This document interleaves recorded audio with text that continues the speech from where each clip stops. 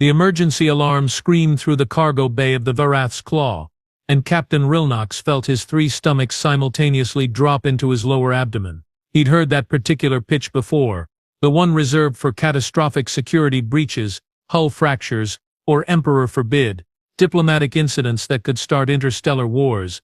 What he wasn't expecting was to find his second officer, Garvok, standing in the loading dock with what appeared to be a small pale creature wrapped in colorful fabric, making the most horrible screeching noises Rilnox had ever heard.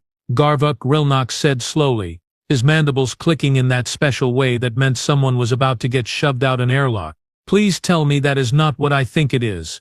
Garvok's eye stalks drooped sheepishly. Well, Captain, that depends entirely on what you think it is. Is that a human infant? The creature, as if understanding the gravity of the situation, chose that exact moment to increase its volume by what had to be at least 40 decibels. Rilnox had survived plasma firefights that were quieter. In my defense, Garvok started, which was never a good sign.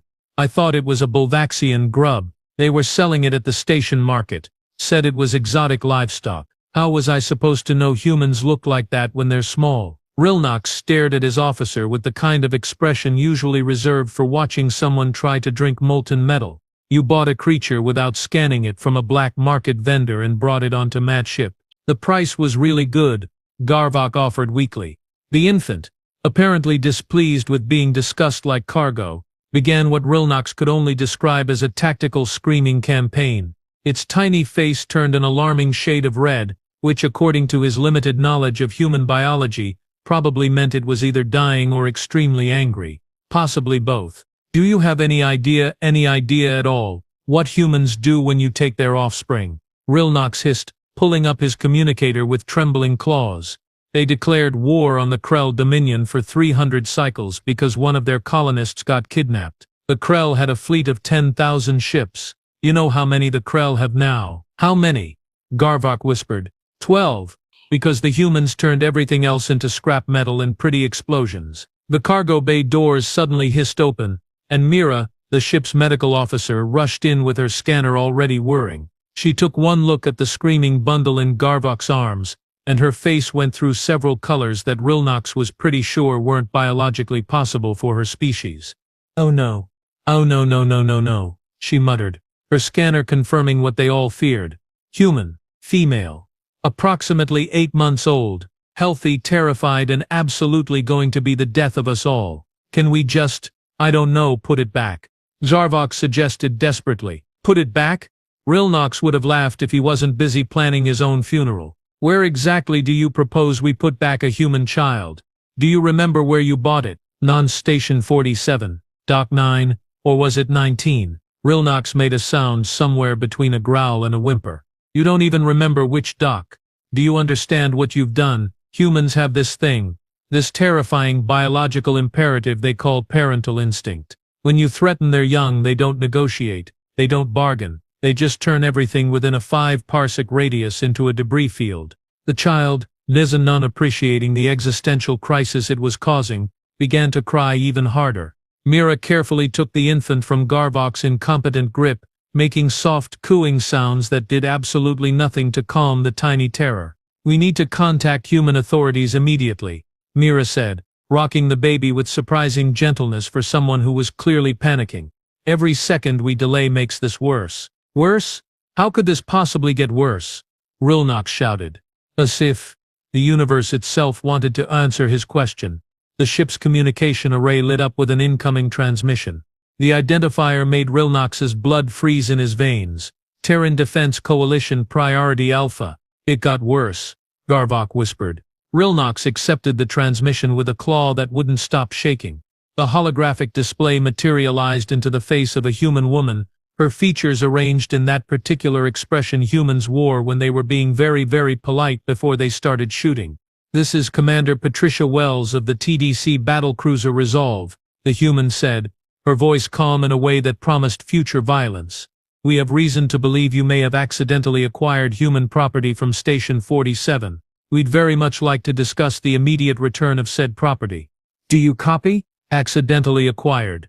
That was rich. That was the kind of diplomatic language humans used right before they boarded your vessel and left nothing but floating wreckage. Commander Wells, Rilnox said, trying to keep his voice steady and failing miserably. There has been a terrible misunderstanding. My officer, who is an absolute moron, and will be thoroughly disciplined, purchased what he believed to be Bulvaxian livestock from a market vendor. Bulvaxian livestock, Commander Wells repeated, her eyebrow doing something that Rilnox interpreted as the human equivalent of loading weapons. Sir, are you telling me that one of your crew members bought a human baby because he thought it was a grub? When she put it like that, it sounded even worse. The vendor said it was exotic, Garvok mumbled helpfully from behind Rilnox, who seriously considered stunning him on the spot. Commander Wells pinched the bridge of her nose, a gesture Rilnox had learned meant humans were reassessing whether violence was really necessary or just preferred. All right, here's how this is going to work. You're going to transmit your coordinates. We're going to come to your location. You're going to hand over the child, completely unharmed, and then we're going to have a very long conversation about how this happened. The child is perfectly safe, Mira called out, holding up the still screaming infant to the holocam. She's healthy, just scared. We haven't hurt her. The change in Commander Wells's expression was immediate and terrifying. Her eyes went soft for exactly half a second as she looked at the crying child, and then hardened into something that reminded Rilnox of compressed neutronium. You have 12 hours to reach waypoint Delta 7, Wells said quietly, which was somehow worse than if she'd been shouting. The Resolve will meet you there. If you're even 5 minutes late, if that child has so much as a scratch on her, if her diaper, yes, I said diaper, isn't fresh when we get her back, I will personally ensure that your ship becomes a case study in creative disassembly. Am I making myself clear? Crystal clear, Commander, Rilnox said quickly. We'll be there early, with a fresh diaper. And maybe some toys. Do human infants like toys? 12 hours, Captain. The transmission cut off. The cargo bay fell silent, except for the baby's continued crying. Rilnox slowly turned to look at Garvok, who had the decency to look absolutely miserable. So the engineer Crix said from the doorway, where he'd apparently been watching the entire disaster unfold. Who wants to explain to the crew why we're now being hunted by the Terran Defense Coalition? Garvok bought a human baby, Rilnox said flatly. Crix blinked. Then blinked again, then started laughing.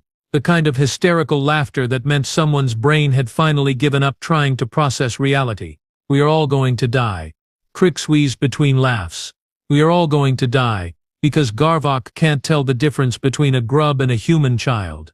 I panicked, Garvok protested. It was making noises. How was I supposed to know what species makes what noises? Mira was still holding the baby, who had finally started to calm down slightly, though her face was still red and blotchy. Someone needs to feed her. Human infants require sustenance every few hours. Feed it what? Rilnox demanded. We don't have human food. Human babies drink milk, Mira said, already pulling up information on her datapad, specifically, formula. If they're not nursing, we need to contact the station, find out if anyone stocks human infant supplies. Rilnox couldn't believe this was his life now. Yesterday, his biggest concern was a faulty navigation array. Today he was running emergency supply missions for a stolen human child, while a battlecruiser loaded with heavily armed, extremely motivated humans was bearing down on their position. Crix, set course for waypoint Delta 7, maximum safe speed, Rilnox ordered. Mira, find us baby formula, diapers, whatever humans use for their young. Garvok, you're going to spend the next 12 hours learning everything there is to know about human childcare. Because if anything happens to that infant, I'm feeding you to the humans piece by piece. Yes, Captain, Garvok said miserably. The baby chose that moment to grab Mira's finger with her tiny hand, and despite everything, despite the sheer terror of their situation, the medical officer smiled. She's actually kind of cute, Mira said softly. She's a ticking time bomb wrapped in soft fabric, Rilnox corrected. But yes, objectively, for a species that evolved on a death world, she's adorable, which makes it so much worse that we accidentally kidnapped her. Hour 3 of the 12-hour deadline, and Rilnox was seriously reconsidering every life choice that had led him to captaining a cargo freighter with the galaxy's dumbest crew. The good news, they'd managed to acquire human infant formula from a supply depot that serviced mixed-species stations. The bad news, nobody on the entire ship had any idea how to actually feed a human baby. You just Put it in her mouth, right?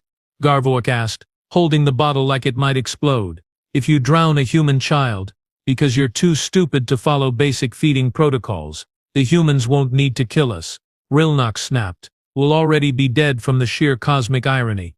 Mira had pulled up a tutorial video on human infant care, and the entire bridge crew was gathered around watching it like it was a tactical briefing, which given their situation, it essentially was. See, you have to hold her at an angle, Mira instructed, demonstrating with the baby, who had been named the Tiny Terrors by the crew. Support her head. Humans are born with underdeveloped neck muscles. It's a evolutionary quirk from their oversized brains. Their babies can't even hold up their own heads. Kriex asked incredulously. How did these creatures conquer half the known galaxy? By being terrifyingly persistent and utterly unreasonable when threatened. Rilnox muttered. Now shut up and let Mira work. The baby, apparently deciding that the formula was acceptable, began drinking with surprising enthusiasm. The entire bridge crew let out a collective sigh of relief. Status report. Rilnox demanded, trying to regain some semblance of command authority. We're making good time to waypoint Delta 7, Kriex reported from navigation. Current ETA is 10 hours 40 minutes. Well within the deadline. Sensors show no pursuit, the tactical officer then added. Though I'd like to point out that human stealth technology is exceptionally advanced, they could be right behind us and we'd never know until they decided to make themselves known. That was a comforting thought. Not yet, sir. We're receiving another transmission, the communications officer Plex announced nervously. It's from Station 47 Security. Oh, this just kept getting better.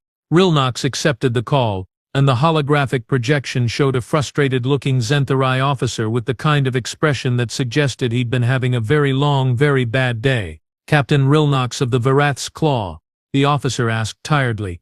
That would be me. Let me guess. You're calling about the human infant. The Zentharai's antenna drooped. You have no idea how much paperwork this has generated. We've identified the vendor who sold you the child. Turns out he'd kidnapped her from a human merchant ship that docked here 2 days ago. The parents are currently tearing through my station demanding answers and making threats that I'm pretty sure violate at least 6 interstellar treaties. Rilnox felt his stomachs clench. The parents are alive, very much so. And very, very angry. The mother apparently served in the human Marine Corps before becoming a traitor. The father is some kind of engineer who has been making extremely detailed threats about what he's going to do with our station's life support systems if we don't find his daughter. Fantastic. Wonderful. Perfect. Rilnox wanted to scream. We're en route to meet with Commander Wells at waypoint Delta 7 to return the child. Yes. We know.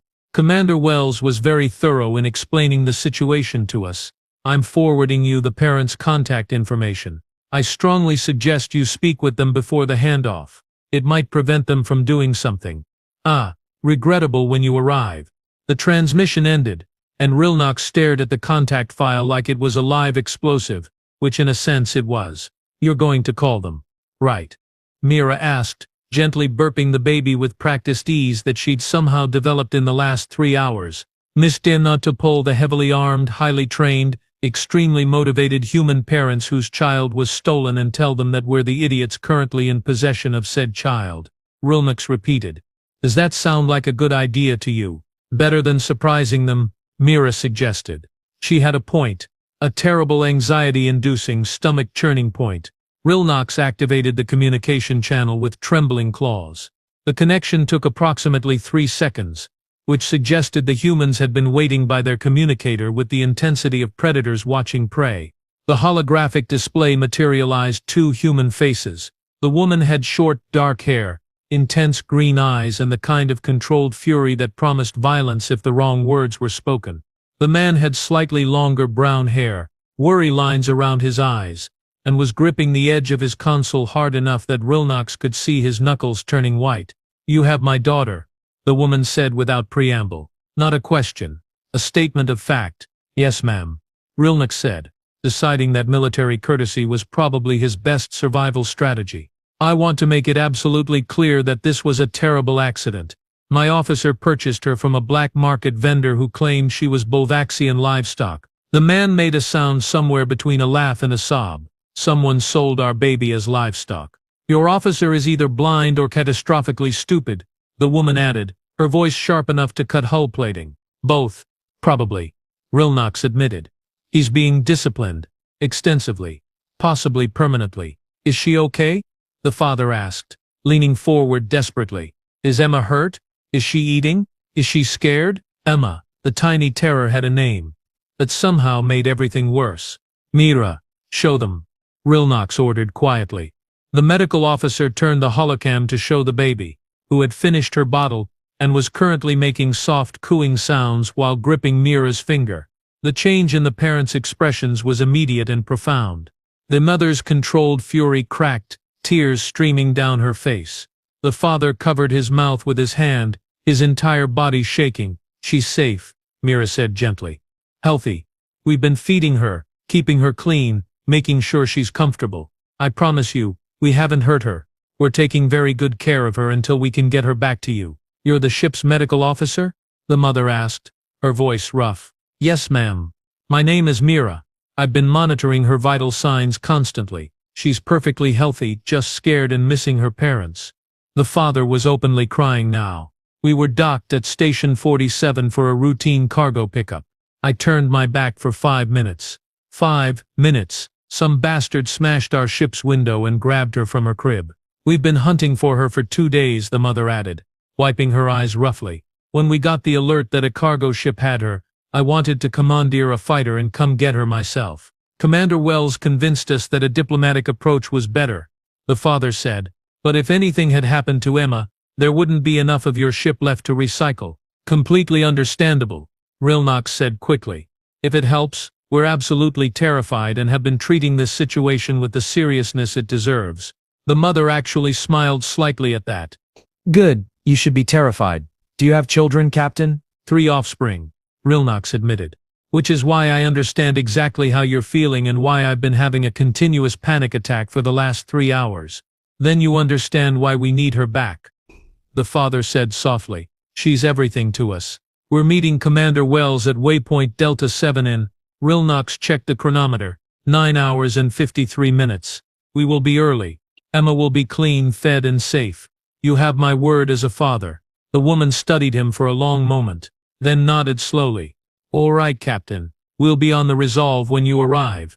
And Captain, thank you for taking care of her. It's the least we could do after my moron officer accidentally kidnapped her, Rilnox said honestly. The transmission ended, and Rilnox collapsed into his command chair with a groan. I'm too old for this. I'm retiring after this. I'm going to go back to my homeworld and grow fungus for the rest of my life. Sir, the baby needs another diaper change, Mira announced.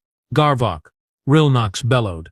Get in here and learn how to change a human diaper. Consider it part of your penance. The next 6 hours passed in a blur of feeding schedules, diaper changes, and Emma deciding that she really enjoyed grabbing Ven's head tentacles, which the tactical officer bore with surprising patience. She's actually quite strong for something so small, Ven observed as Emma yanked on his tentacle with delighted squeals. Human grip strength is impressive. It's an evolutionary adaptation, Mira explained, bouncing Emma gently. Human infants needed to cling to their parents while the parents were doing other survival tasks. They're born with a powerful grasp reflex, so they're designed to not let go even from birth.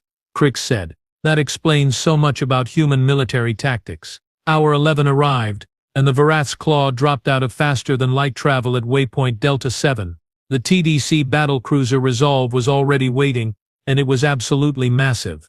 That ship could glass a planet, Ven whispered. His sensors showing the full array of weapons the Resolve carried. Let's not give them a reason to demonstrate, Rilnox muttered. Commander Wells' voice came through the communication system. Captain Rilnox, you're early. We appreciate punctuality. Prepare for transport. We're sending a shuttle to retrieve Emma and escort your ship to the designated handoff coordinates. Understood, Commander. We'll have her ready. The shuttle docked with practiced military precision, and Commander Wells herself came aboard with a full security detail. She was tall, professional, and radiated the kind of controlled danger that came from decades of military service. But when she saw Emma in Mira's arms, her expression softened completely. Hello, sweetheart, Wells said gently, and Emma actually reached out toward her with a happy gurgle. Let's get you back to your mommy and daddy. She's been fed within the last hour, Mira reported, carefully transferring Emma to Wells. Clean diaper, no signs of distress or injury. Her vital signs are all normal. You took good care of her. Wells observed, examining Emma with an expert eye. We're not monsters, Rilnox said quietly. Just idiots who made a terrible mistake. Wells actually smiled at that. The parents are waiting in our medical bay. They've been cleared by our doctors, but they're not doing well emotionally. They need to see her. We understand, Rilnox said. Commander, what happens now? To us, I mean. Wells considered for a moment. You'll give a full statement about how you acquired Emma. And where. We'll use that information to prosecute the actual kidnapper. As for your crew, we'll file a report with the Coalition. But honestly, you responded appropriately, returned her quickly and unharmed, and cooperated fully. I'll note that in my report. Thank you, Commander. Don't thank me yet. You're still getting fined for failure to properly scan acquired cargo. And your officer who bought a human baby thinking it was a grub. He's getting mandatory species identification training. Fair enough. Rilnox agreed. More than fair, actually. Wells carried Emma toward the shuttle, then paused at the airlock. Captain? For what it's worth, you did the right thing. Not every species would have taken such good care of a child that wasn't theirs. As the shuttle departed, Rilnox felt a weight lift from his shoulders that he hadn't fully realized was there. Sir, we're receiving a message from the parents, Plex announced. It's just audio. Play it. A woman's voice, thick with tears but filled with joy. Thank you for bringing our baby home. Rilnox smiled despite everything. You're welcome. Now everyone, let's get out of here before I have a complete nervous breakdown. Setting course for home. Crix confirmed. And sir, maybe we implement a new rule about scanning cargo before we buy it. Already done, Rilnox said. New regulation: Garvok is never allowed to shop unsupervised ever again. From somewhere in engineering, Garvok's voice echoed through the ship's intercom. That's fair. And as the Varath's claw jumped back into faster-than-light travel, Rilnox couldn't help but think that yes, humans were terrifying when you threatened their young, but they were also surprisingly forgiving when you gave their children back. He'd still never ever let Garvok go shopping again though. Some lessons you only needed to learn once. The end.